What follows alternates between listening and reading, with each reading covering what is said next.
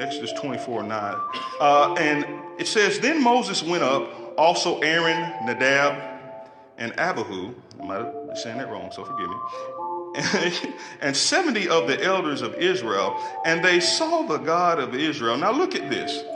So they're going to the top of the mountain to meet God, and look what it says.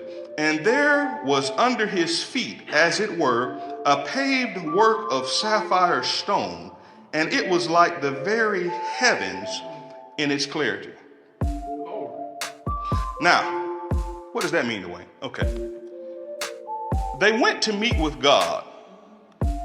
And we know how big God is. The Bible says that the heavens is his throne, but the earth is his footstool. So I want you to notice something. Look how God travels anytime he goes anywhere.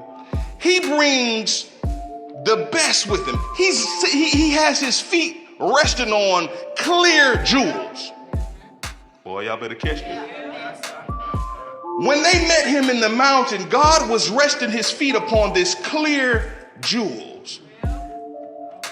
And you know how big God's feet is. Now, I don't know how big he manifested himself to them, but I can guarantee you the jewel wasn't this big. I'm pretty sure it was at least as big as the mountain.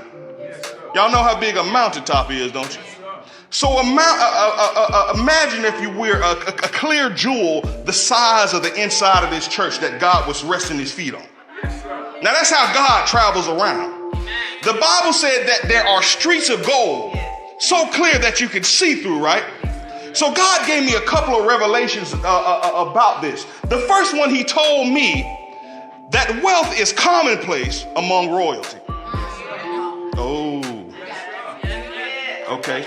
I'm gonna tell you why that's important. Who else does he call royalty?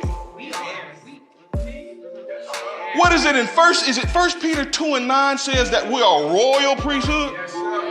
In Revelation, it calls us kings and priests. Okay, now let me go back to what I just told you.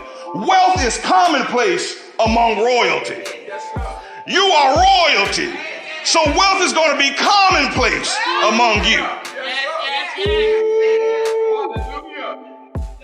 What is it? Proverbs Psalm says that wealth and riches shall be in his house. Ooh, listen, okay. Wealth is commonplace for you. That's number one. Number two, the wealth is under his feet. God says that wealth is supposed to be under your feet. That means you have dominion over wealth. Oh boy, y'all ain't. My Lord. You have dominion over wealth. That means you have authority. That means you can take charge over it. That means you can tell it to come here or go there as you please. I'm trying to give you faith for what belongs to you.